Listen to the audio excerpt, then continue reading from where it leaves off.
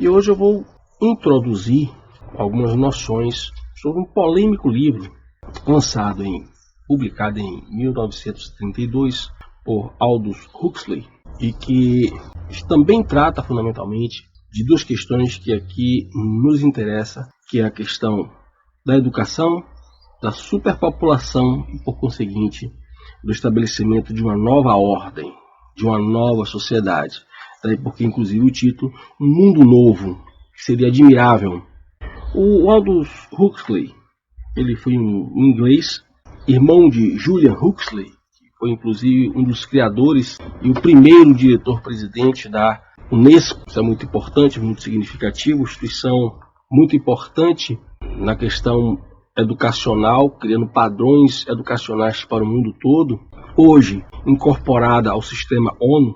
Em determinado tempo da vida do Huxley, ele escreveu roteiros de filmes, poemas, livros, mas a partir da década de 40, Huxley ele vai se voltar para o lado místico, literatura indiana e filosofias indianas, e a partir dos anos 50 ele começa a ter um contato com as experiências psicodélicas, como ficaram conhecidas as experiências com o LSD e a mescalina, principalmente essas duas drogas. É certo que em 1960 é descoberto um câncer na laringe, contra o qual ele luta durante 3 anos. Em novembro de 1963 ele morre.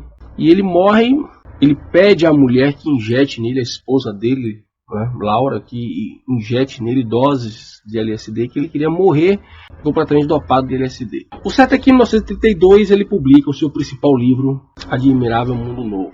Em geral, esse livro tem tido uma interpretação, particularmente aqui no Brasil, que eu não concordo. E sempre, na minha opinião, e eu pesquisando mais sobre isso, o Aldous Huxley, Admirável Mundo Novo, não é uma sátira e muito menos uma ficção. O Admirável Mundo Novo é um projeto. E é preciso prestar atenção no que o autor está dizendo, porque ele afirma isso. Separei aqui e destaquei algumas passagens do prefácio do livro que eu julgo importante. Porque o que há naquele momento, século XX ali, década de 30, é uma questão muito discutida, que foi exatamente o problema da educação. Em determinado momento do livro, inclusive, ele coloca isso. Ele diz que a guerra, ela deveria ser, as sociedades destruídas deveriam ser, como ele diz aqui, principalmente as grandes cidades do mundo, destruídas pela Segunda Guerra Mundial, imagine, pela Segunda Guerra Mundial. Ele diz que deveria ser um monumento consagrados à memória dos educadores do mundo. Esse prefácio, evidentemente, ele foi escrito pós Segunda Guerra Mundial, ele não foi escrito na primeira edição. Evidentemente que ele foi escrito pós Segunda Guerra Mundial. Ele já conhecia o projeto Manhattan, que foi o projeto da criação da bomba atômica americana, com o apoio do Canadá e da Inglaterra. Mas ele se remete, de fato, no livro, a um contexto em que pós Primeira Guerra Mundial, e a crítica à educação começa aí. Poxa, se nós educamos tão bem, por que criamos esse mundo tão belicoso, tão atroz? E ele começa a mostrar que, na verdade, o mundo está caminhando para uma relação em que as pessoas estão sendo condicionadas a se tornarem pacíficas perante de governos autoritários. A dúvida que fica, se é que pode haver dúvida, é se ele está contra ou a favor. No meu entender, ele está a favor. Ele não está simplesmente fazendo um alerta, ele está defendendo a ideia de que uma sociedade mentalmente planificada, uma sociedade mentalmente estabilizada, emocionalmente estabilizada, via inclusive o uso de drogas de toda espécie, essa sociedade ela seria uma sociedade melhor de se viver, por isso um admirável mundo novo. E aqui ele já estabelece essa ideia de que se dá ao ser humano a liberdade de escolha. Mas qual liberdade de escolha começa a ser dada para o ser humano a partir do século XX? A liberdade entre a insanidade de um lado e a demência do outro. Logo em seguida ele fala algo, depois de muita retórica, ele fala algo como, que aí começa muito bem a importância de você verificar como ele tem consciência de que o livro trata de um projeto. Se o livro em si não é um projeto, ele ao menos revela um projeto. Em que medida ele está denunciando e em que medida ele está anunciando um projeto de uma sociedade melhor. Essas são as dúvidas plausíveis. Então ele diz em determinado momento aqui, continuando, ele diz: porém, o Admirável Mundo Novo é um livro sobre o futuro. Ele não está querendo construir uma mera ficção. Ele está afirmando: há um futuro previsível, há um futuro planejado. O futuro é esse aqui. E em diversos momentos ele fala: em que medida nós vamos poder continuar com esse projeto? Em que medida tudo que está sendo falado aqui irá realmente se concretizar? O tema do Admirável Mundo Novo não é um progresso de ciência como tal, é o progresso da ciência na medida em que atinge os indivíduos humanos, a aplicação aos seres humanos dos resultados da pesquisa futura em biologia, fisiologia e psicologia. É exatamente o que nós estamos vendo agora, estamos vendo agora. Nós estamos começando a perceber por quê?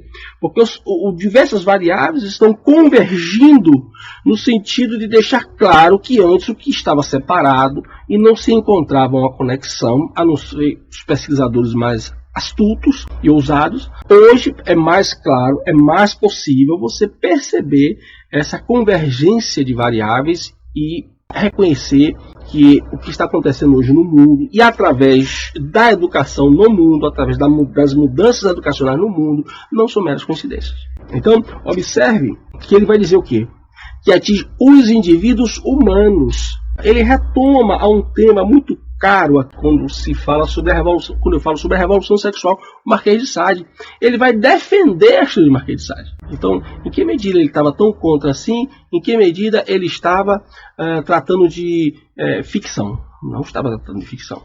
Ele defende aqui a ideia de que a revolução verdadeira, a revolução verdadeiramente revolucionária, além de mera política e econômica, ela não atinge só o plano político e econômico, mas ela deve atingir também a revolução individual de homens. E essa revolução individual de homens deveria se dar através do uso de drogas e da liberação sexual. Então ele está expondo um projeto. A única dúvida que fica é em que medida ele concorda com as partes desse projeto. Que ele concorda com o projeto também, para mim, não tem dúvida.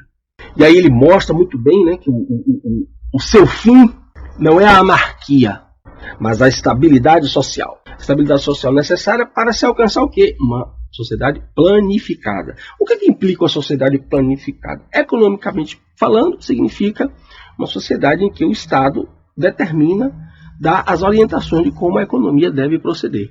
Isso está muito evidente das economias socialistas, sejam socialistas democratas, onde a intervenção é um pouco menor com relação às socialistas comunistas, em que a intervenção do Estado é total. Esta sociedade, essa estabilidade social aqui que ele se refere, implica um nível também psicológico instintivo. Então as pessoas deveriam passar a sentir e a pensar igualmente. Mas primeiro teríamos que passar por uma fase da anarquia. Veja que é exatamente o que nós estamos vendo. Uma fase da anarquia. Nós estamos vivendo um sentido de liberdade anárquico. Logo em seguida, ele vai dizer, reforçar a primeira premissa. Por enquanto, estamos na primeira fase do que talvez seja a penúltima revolução. Qual seria essa penúltima revolução? Exatamente uma sociedade estabilizada através da droga e da revolução sexual, que geraria uma sociedade, uma nova geração, que aceitaria a subordinação aos administradores. Se você prestar atenção em determinado momento, ele substitui o termo governo, governantes, por administradores. Essas pessoas elas iriam se subordinar a esses administradores, já sem droga, já sem libertinagem sexual. Porque seria uma nova geração já formada por um novo modelo educacional que aceitaria o cerceamento das liberdades de todos os seus níveis, todos os seus sentidos, como algo normal. Este seria o admirável mundo novo. Já com uma população controlada, com uma população geneticamente selecionada, um Estado totalitário, diz ele, realmente eficaz, seria aquele em que o executivo todo-poderoso, constituído de chefes políticos e de um exército de administradores, controlasse uma população de escravos que não precisassem ser forçados, porque teriam amor à servidão. Como ter amor à servidão, tirando a liberdade e dando em troca sexo e droga? Está aqui a receita. Fazê-los amá-la é a tarefa atribuída nos atuais estados totalitários aos ministros da propaganda editores de jornais e professores. Então você observa bem que amar a servidão é algo importante para que você tenha uma sociedade estabilizada, pacífica. O amor à escravidão não se pode estabelecer senão como resultado de uma revolução profunda e pessoal nas mentes e nos corpos. Daí porque droga e sexo.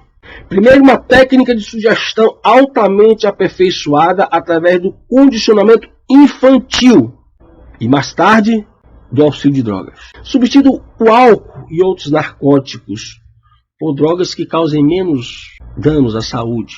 Um sistema perfeitamente seguro de eugenia, purificação de raça, destinado a padronizar o produto humano e assim facilitar a tarefa dos administradores. Com a restrição da liberdade política e econômica, em compensação, tende a crescer a liberdade sexual. O ditador fará tudo para encorajar essa liberdade, em conjunto com a liberdade de sonhar acordado sob a influência de drogas. O cinema e o rádio ajudarão a reconciliar os vassalos com a servidão, que é seu destino. Centro de Estudos Professor Oswaldo Bastos. Projeto Educação, Ensino e Cultura.